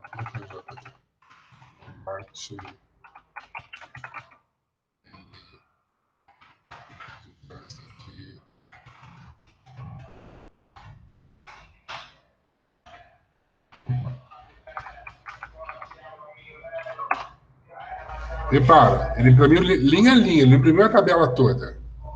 Imprimiu traço, a primeira linha, traço, a segunda linha, traço, a terceira linha, por aí vai. Então, o interessante de notar, então, que essa linha, ela tem quantos elementos? Ela tem 3 elementos, né? 3 elementos. Que eu sei que meu dado é nome, idade e a bebida de preferência. O que eu faço nesse laço fora aqui, ao invés de eu colocar numa única variável, como eu coloquei aqui, o F, o L, depois do for, eu já coloco direto em 3 variáveis. Então, eu já decomponho essa entrada. Então, ele vai pegar o primeiro elemento e colocar em nome, o segundo elemento em idade, o terceiro elemento em bebida. Perfeito? Então, vamos imprimir isso para ver como é que funciona? Print nome,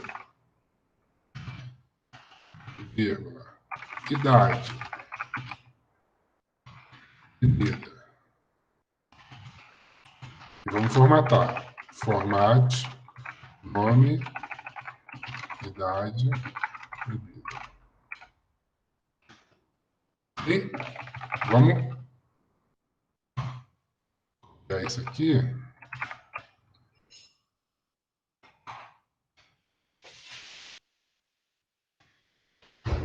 Percebeu que agora, ao invés de eu ter somente o L, que tem toda aquela lista, eu quebrei essa lista em 3 entidades diferentes a cada interação, onde é nome, idade e bebida.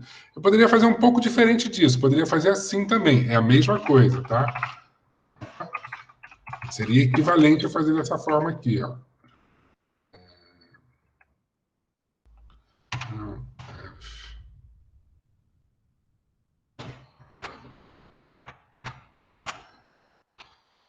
L igual eu fiz antes. Aí eu faria aqui, ó. Nome, idade, bebida igual a L.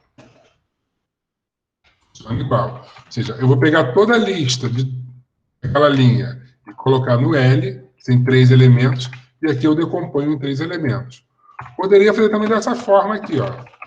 São todas formas parecidas, tá? Nome igual a L0, idade igual a L1, bebida igual a L2. Todas essas formas são equivalentes. A diferença é que essa aqui eu acho que é mais legível, é mais imediata e é o que a gente chama mais pitônico. É mais idiomaticamente pitônico. Uma pessoa que faz o código assim, ela certamente sabe um pouquinho mais de Python do que uma pessoa que faz código assim. Ela sabe um pouquinho mais de Python. Tá? Um programador de C++ vai programar em Python. Aqui é um programador de Python nativo. Alguma dúvida sobre esses 3 métodos? Beleza, então vamos seguir. Beleza. Eu vou deixar os 3 métodos aí para a gente ficar como referência para depois. Porque isso também não está no documento online, tá? Eu não coloquei lá. Então vamos continuar. Então vamos fazer esse laço for um pouco mais inteligente.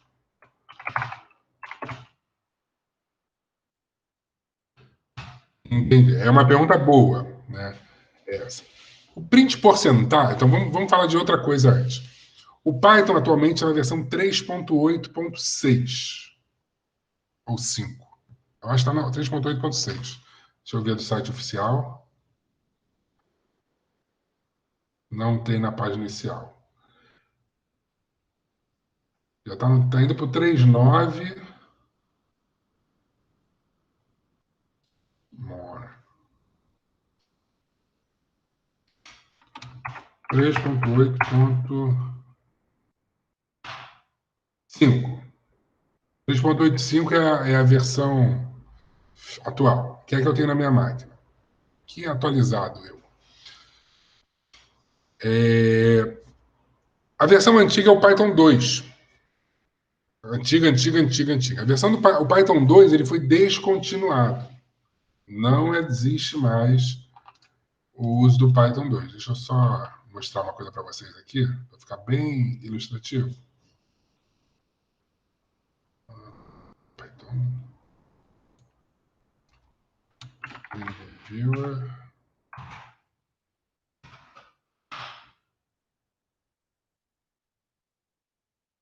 Tá? Então, vamos botar o browser aqui. Tá?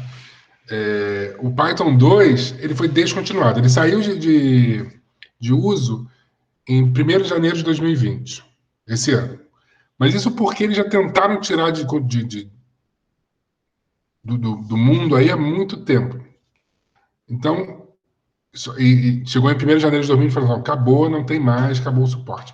Existem pessoas que ainda rodam Python 2? Tem, mas não é recomendado e não é mais suportado. O porcentagem é usado foi criado no Python 2. Tá? Era uma tentativa de imitar o formato do C de apresentação. Tá? Não se usa mais o porcentagem. Então, quem usa o porcentagem ainda em Python 3 está ou com preguiça ou não sabe o que está fazendo. Está copiando e colando o código da internet. O Python 3 ainda suporta a porcentagem. Pode ser que se torne, caia em desuso.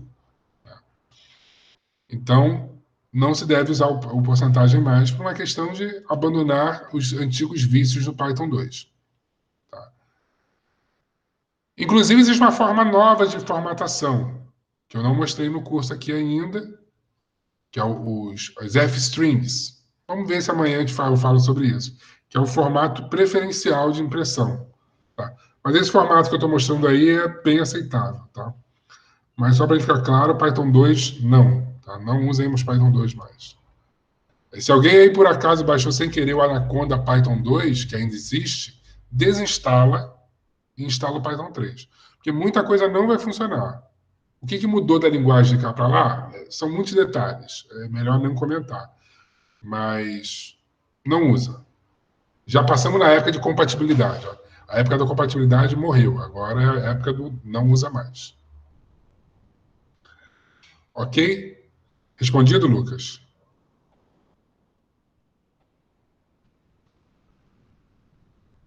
Tá, ok. Então voltamos ao terminal. Python no. Python 2 no. Então voltemos aqui. Então vamos lá ao for.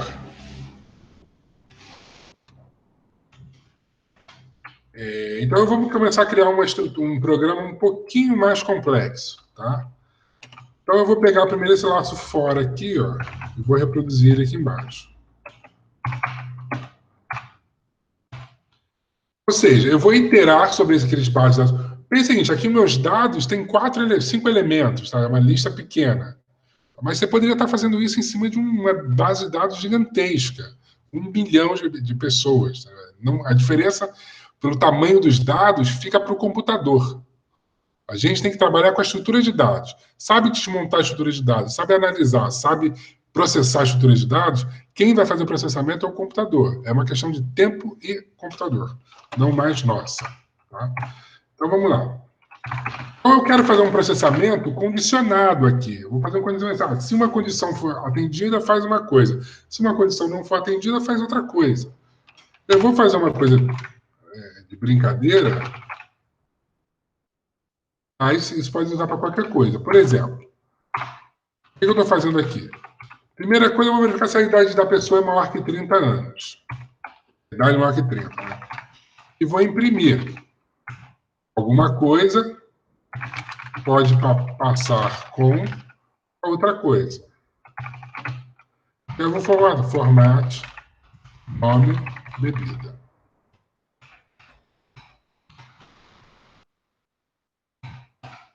Uma coisa que se continue é idade menor que 18.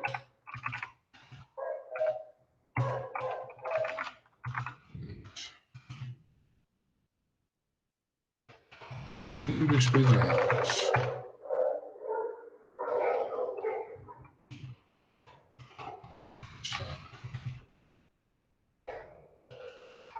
Vou chamar.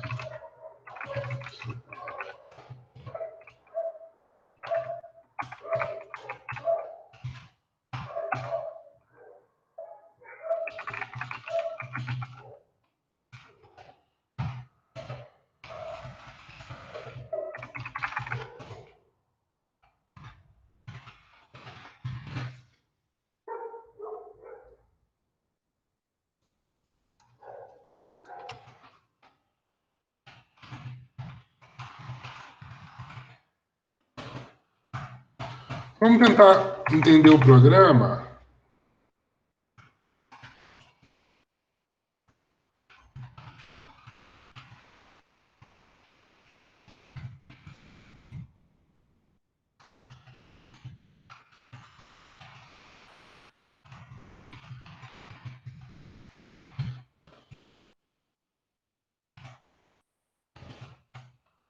Para entender esse programa antes de rodar ele.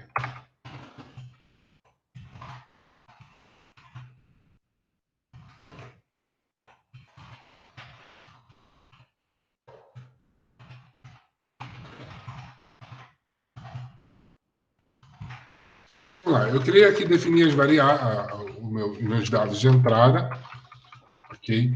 E aqui eu estou, para cada entrada de dados, eu vou estar definindo essas variáveis nome, idade, bebida, e vou processar por linha. Se a idade for maior que 30, a pessoa vai passar direto e o programa vai continuar.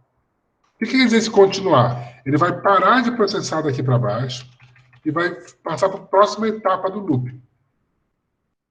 Se a idade for menor de 18, ele vai encerrar o expediente e vai chamar o pai da pessoa. Vou botar o nome aqui da pessoa.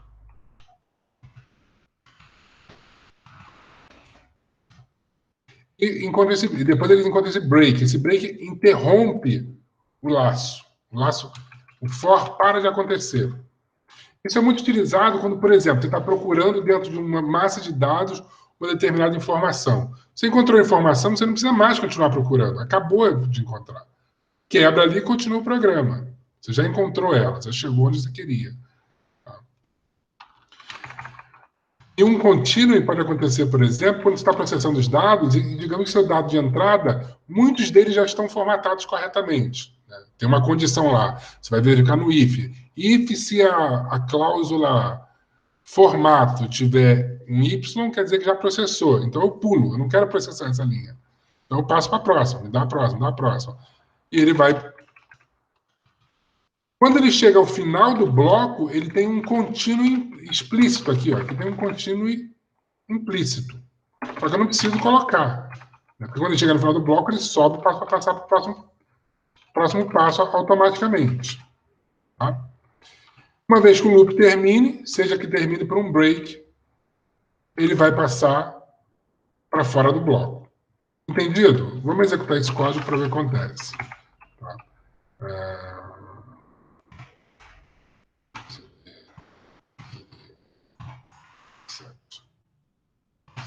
Curso de Python run dia 4.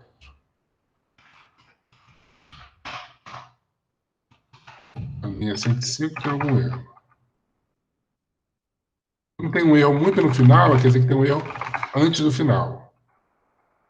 Ideia aqui. Quando o erro do Python ele acontece na última linha, quer dizer que algum parêntese ficou aberto, alguma aspas ficou aberta. Nesse caso, estava faltando esse parênteses aqui. Deixa eu ver se está faltando mais algum outro. Certo. Então vamos tentar de novo. O que acontece? Isso é uma coisa que acontece muito em alguns países, né? Quando a pessoa não é muito nova, mas tem uma cara meio de nova, você pede identidade só para conferir. Então, a pessoa com 18, confere. O Beta é bem velhão, 35 anos, então ele passou direto, tem barba branca já, igual eu. A Carla passou com 25 anos, então a Carla pede a identidade da Carla. Quando a Érica vai passar com 16 anos levando o rum, a pessoa encerra o expediente, fechou, não quer mais vender e vai chamar o pai da Érica. Tá? E aí, como ele encontrou esse break, ele sai do programa e continua. Repare que o Fernando nunca é processado. Por quê? Porque ao encontrar essa condição aqui, o if chamou esse break do laço aqui, desse interrompimento do laço. Tá? Dúvidas?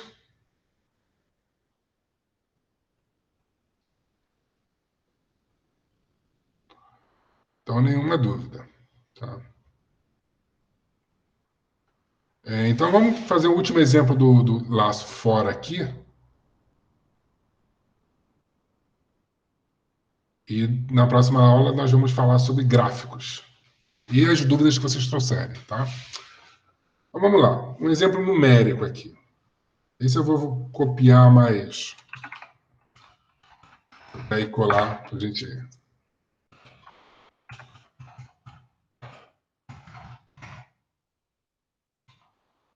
Agora eu vou criar uma função. Vou comentar isso aqui. Vou rodar o programa de novo. Repare que não aconteceu nada quando eu rodei o programa. Por que não aconteceu nada? Porque agora o meu programa, além de estar tudo comentado daqui para cima, né? A parte do código que não está comentada, ele é uma função, eu defini uma função.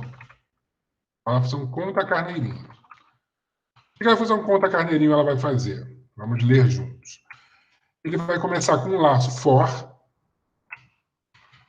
dentro de criando uma lista com n elementos. Quantos elementos? Número de elementos n carneirinho. E de onde é que essa variável veio? Veio do parâmetro da função.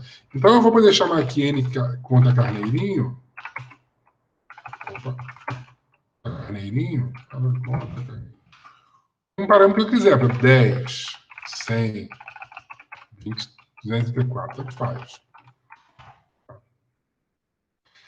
Se o número for maior que 8, ele vai fazer esse ronco e vai acordar. Se o número for maior que 5, ele vai escrever que está dormindo. Do contrário, ele vai imprimir que está contando o carneirinho. Vamos ver o que acontece. Um número pequeno aqui, 2. Entre 0 e 1. Se eu botar 10 aqui, vai começar o laço. No item 0, vai rodar no item 1, 2, 3, 4, 5. E o que ele vai fazer em cada um desses casos? No caso 0. No caso 0, ele vai chegar nesse if aqui e não vai executar, porque o número é menor que 8. É menor que 8. Mesma coisa aqui. O 0 é menor que 5. Então ele vem para cá e vai contando o carneirinho. Esse laço vai acontecer imprimindo os carneirinhos até o carneirinho chegar em 6. Quando o carneirinho chegar em 6, ele vai começar a dormir. Aí ele dormiu. Quando o número chegar em 8, ele vai encontrar esse caso. 8 não, 9. Ele vai encontrar esse caso aqui e vai fazer esse ronco aqui. E aí ele vai sair do laço. Tá? É isso que essa função faz. A ideia seria mostrar como fazer isso dentro de uma função. Ou seja, é uma função que chama um laço, que tem um if e tem sequência. Aqui eu vou botar uma variante. If num maior que 8. Eu quero executar isso aqui se o num for maior que 8.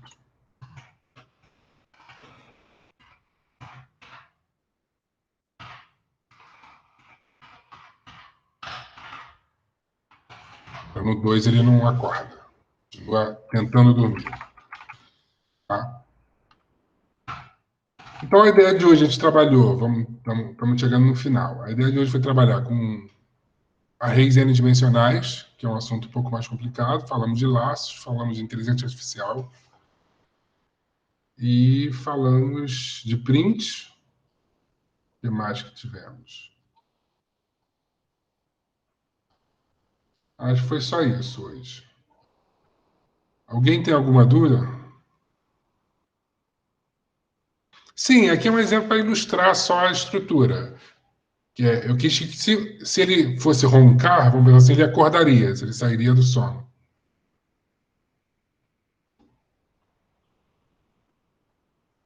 Mas não, aquele exemplo de elegibilidade eu não tenho break, não.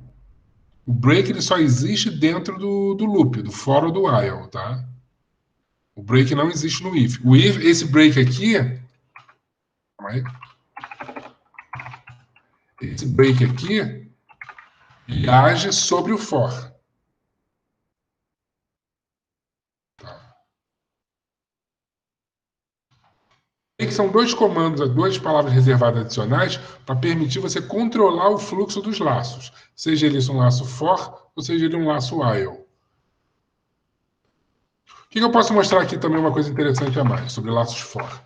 Normalmente uma pessoa faz um laço for assim, ó. For, vamos pensar uma lista aqui. Lista, vou botar nomes. Nomes igual. João. Ah, se existe o mesmo risco de bug. Não igual aquele. Não igual aquele. E naquele você não tem como botar break, porque o if não suporta break. Maria, José, Carlos Conceição. Uma coisa muito comum da gente ver em pessoal fazendo laços é querer fazer laço com contagem. Por exemplo, eu quero contar os elementos de uma determinada lista e enumerando esses elementos. Então, ele faz assim, ó, for nome em nomes. Faz assim, ó. Vou botar o código aqui, ó. Fica mais coerente. Nomes igual João, Maria, José, Carlos, Conceição. Tá. Carlos não fechou. Contagem. Contador. For nome em nomes. Print.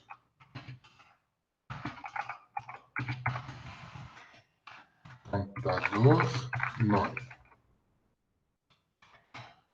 Igual aí mais um. O que a pessoa quer fazer com isso aqui? Vou comentar isso aqui e vou rodar o código.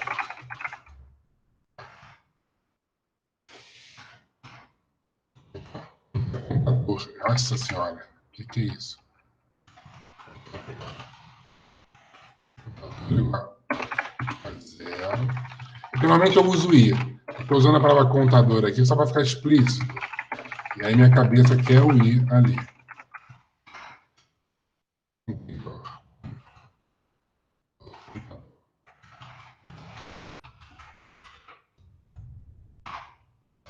A pessoa ela quer enumerar, por exemplo. Isso vai acontecer em muitos casos, que você está fazendo uma interação sobre uma lista, quer verificar qual é o enésimo elemento da lista, por exemplo. Tá? Então, repara, ele fala for nome em nomes, e aí ele põe o print aqui. O print é só um detalhe de uma operação qualquer, e ele coloca um contador que vai somando esses nomes. Isso é o que eles chamam de um padrão, pattern, né? um modo de escrever, um idioma comum de programação. Tá? Só que dentro do Python fazer isso é errado. Correto no Python a gente faz isso aqui, ó. Enumerate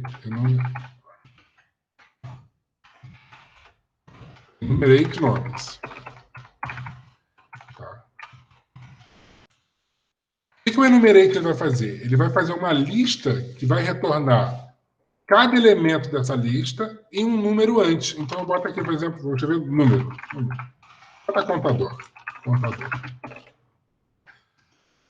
Então ele vai retornar não só um nome, mas um número e um nome. Lembra? Ó, repara como esse padrão aqui, essa forma de fazer, é parecida com essa aqui que eu mostrei aqui. Ó.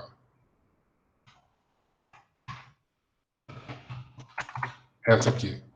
Aquela forma correta de escrever Python. Tá? Ela é tão a mais correta que eles criaram uma função para fazer isso, já contando automaticamente. Então, deixa eu formato errado aqui. Vou deixar o formato errado embaixo, só para a gente ter uma referência.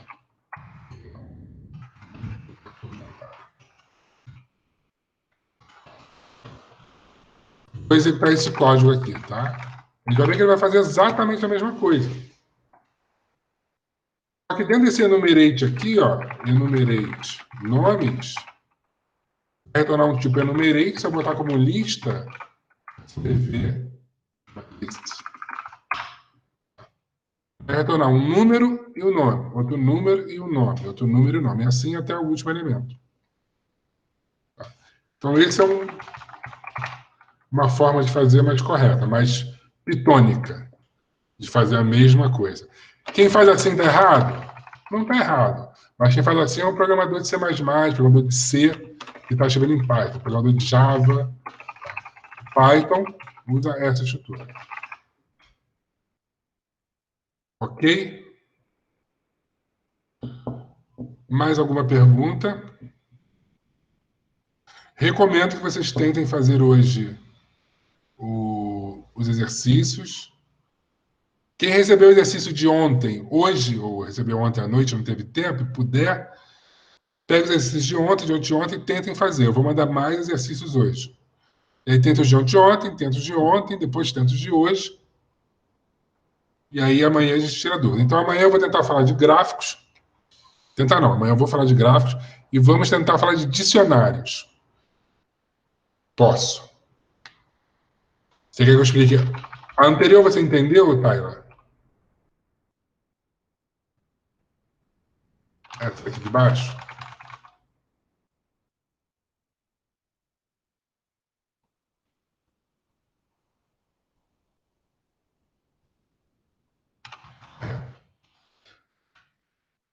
Deixa eu pegar o exemplo ali de cima. Vamos lá. Para a gente fazer um paralelo.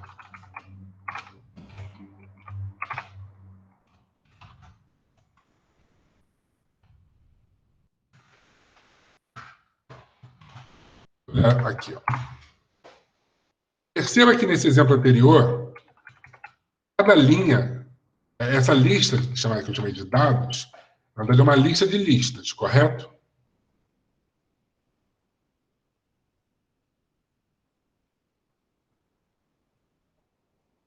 Perfeito. E cada lista tem 3 elementos. O que a gente dá para ver naturalmente, cada elemento, para a gente fazer ele ficar bem bonitinho aqui, ó. Cada elemento, ele é um nome, uma idade, uma preferência. Perfeito? De bebida alcoólica. A Erika está preferindo que ela não pode beber. Então, o que aconteceu?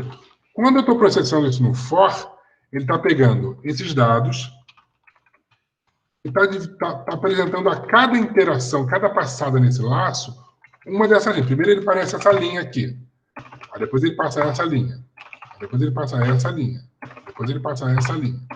O que eu faço aqui é decompor esta linha, ao invés de uma única variável, ou seja, tem uma variável que eu coloco a linha inteira, eu já divido ela pelo número de variáveis, decomponho exatamente, ou seja, são 3 elementos para 3 variáveis. E esse número é exato, tem que ser certinho, tá? 3 elementos para 3 variáveis. Quando eu fiz o errado aqui, ó, errado não, é certo, mas não é recomendado. Aqui não tinha que ter um enumerante. Quando eu fiz isso aqui, o não muito recomendável, o que acontece? No Nomes eu tenho uma estrutura que é mais ou menos assim, né? Vamos olhar. É igual a estrutura de cima, só que com um elemento por linha, né? Só um nome, nome, nome, nome, nome. Ele vai passar, na primeira passada ele vai passar isso, na segunda ele vai passar isso, na terceira ele vai passar isso, na quarta ele vai passar isso. E aí, para eu colocar um contador, eu tive que criar uma variável adicional, fazer essa variável ficar somando e imprimir essa variável. O que acontece é que o Python, ao saber que esse é um padrão normal de operação, assim, isso é comum você operar utilizando isso, ele tem uma função chamada enumerate. O que enumerate faz? Ele, em tempo de execução, ele vai transformar isso aqui em alguma coisa parecida com isso aqui, ó.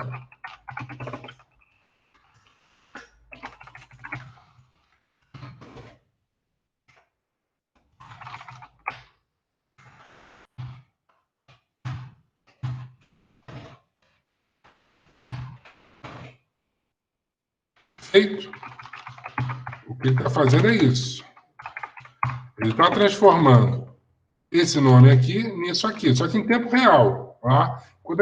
Ele não está mudando o dado, ele só está adicionando esse número antes. Tá? Então, repara só que quando eu coloco aqui o enumerate aqui, ó, peço para enumerate nomes, olha o que ele está me apresentando aqui. 0 João, 1 Maria, 2 José, 3 Carlos. Só que o nome não mudou, na verdade. O nome está lá, João, Maria, José e Carlos. Ele só adiciona isso no laço, ou seja, ele faz para a gente esse contador aqui, sem a gente precisar se preocupar. Entendido? Só que a grande vantagem é que ele faz isso aqui não em Python, ele faz isso em C. Lá dentro ele usa direto da variável, ele fica muito mais rápido.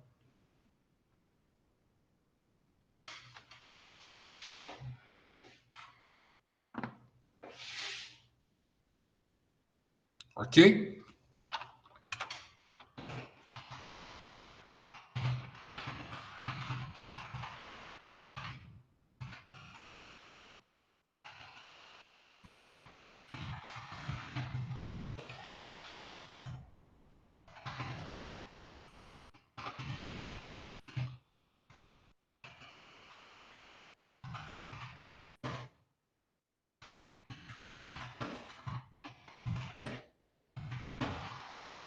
Deixa aqui salvo aqui para ficar como uma referência, tá? É isso. Alguém mais tem alguma dúvida?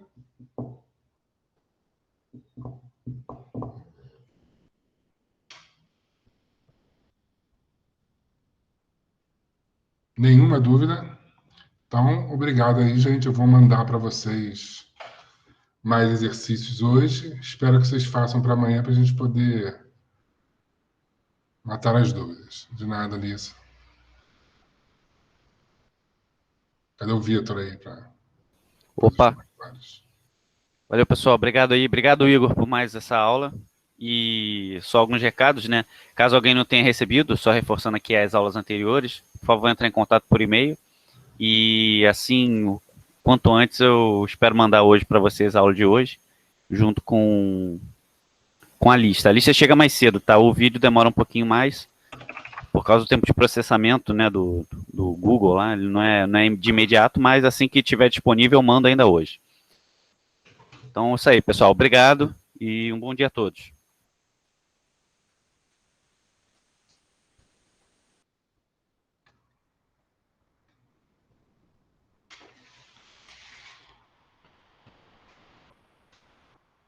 Eu vou ficando aqui. Se quiser interromper a gravação, se alguém tiver pergunta para fazer, estou mandando já a lista para vocês. Será que você não verem meu e-mail aqui? Vou botar música de elevador para vocês.